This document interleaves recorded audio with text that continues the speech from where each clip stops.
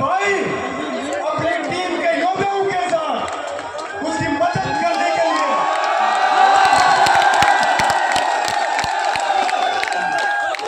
युवा साथियों चाहता हूं, जब आप इस विद्यालय परिवार में शिक्षा से संबंधित किसी काम के लिए मेरे या मेरे टीम के किसी साथी के पास आए, तो क्या हम लोगों ने कभी जाति या धर्म पूछ के आप लोगों की मदद करी थी क्या? तो साथियों, कुछ दिन पहले मैं आदरणीय हेमाराम जी का एक वीडियो देख रहा था। बड़ा भावुक सा वीडियो था, जिसके अंदर कुछ विशेष लोग उल्टा सीधा लिख रहे थे। साथियों, उस समय मेरी आंखों में आंसू आ गए थे उस लिखावट को देख के। साथियों, आपको बताना चाहता हूं, आज आदरणीय हेमाराम जी का बेटा डॉक्टर वीरेंद्र जी भाई साहब होते तो वो इस बात का जवाब देते, लेकिन साथियों, आदरणीय हेमाराम जी को भरोसा दिलाना है कि हम सब वीरेंद्र हैं, हम सब आपके साथ हैं। आपको कभी भी आपके परिवार को, आपकी बेटी को हम भाई और बेटे की कमी महसूस नहीं होने देंगे।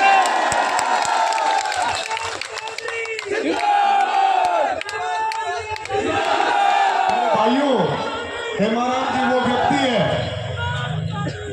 जब मैं छात्र नेता था, संघर्ष कर रहा था, आदरणीय साहब मंत्री बने थे, मेरे घर आके मुझे आशीर्वाद दिया था, मेरे माता पिता को आशीर्वाद दिया था, भरोसा दिलाया था कि आपके बेटे के साथ कभी अन्याय होगा तो मैं मदद करूंगा।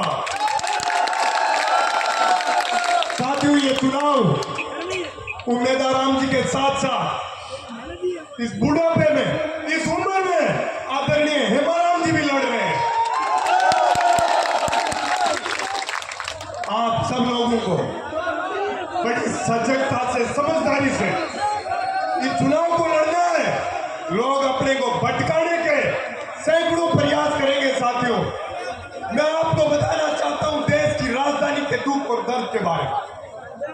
जब किसान अन्नदाता देश की राजधानी में आंदोलन कर रहा था, किसके लिए?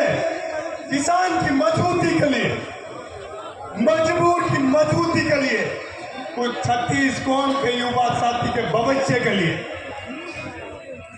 सैकड़ों किसानों की शहादत ले ली आदरणीय प्रधानमंत्री जी ने अपनी हठधर्मी का, और इस देश के ऊपर जो सामंतवादी राज, प्रधानमंत्री जी आप जो लाने का प्रयास कर रहे हो, आप हर जगह, मैं अभी आया था तो 4-5 किलोमीटर से जाम लगा हुआ था, तो एकदम दौड़ता हुआ आया था, मेरे साथ सैकड़ों जवान मजबूती से दौड़ भाग रहे थे। तो मेरे मन में एक सपना आया कि प्रधानमंत्री जी ने अग्निपथ योजना लाके इन युवा साथियों के सपनों की हत्या कर दी। साथियों, ये अपने सपनों के साथ, अपने साथ अत्याचार करेंगे, कब तक अपन सहन करेंगे? आप लोगों को जागना पड़ेगा, मजबूती से, समझदारी से लड़ना पड़ेगा। साथियों, आपको पता है, कुछ दिन पहले उम्मीदवाराम जी, हेमाराम जी, सबके सामने, हरीश जी के सामने काले झंडे लहरा रहे थे। उन झंडों का धुआं निकालने का टाइम आ गया है। साथियों, उन झंडों का धुआं नजर आना चाहिए। वोटों की ऐसी आग लगानी है, वोटों की ताकत से ऐसी आग लगानी है कि इनकी पीढ़ियां याद रखें।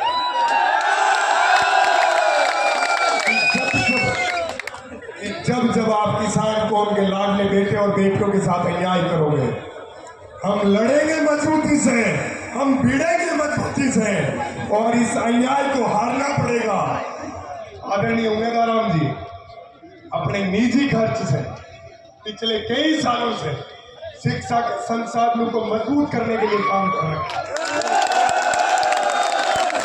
साथियों, जब ये व्यक्ति जब ये व्यक्ति देश की सबसे बड़ी संसद के अंदर जाके बैठेगा तो ये बाड़मेर जैसलमेर के उन युवा साथियों की शिक्षा की मजबूती के लिए कितना काम करेगा।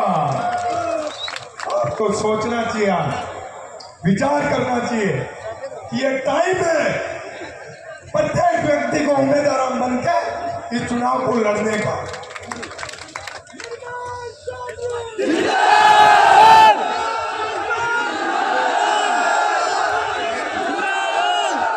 साथियों, आपको जीवन में, मेरी तो जीवन अभी शुरुआत हुई है। मैं जब राजस्थान विश्वविद्यालय का चुनाव लड़ रहा था, मेरे साथ भी जब अन्याय हुआ, बाड़मेर और जैसलमेर का मेरा मजबूत योद्धा युवा साथी हमेशा मेरे साथ रहा, इसीलिए मैं कभी हारा नहीं।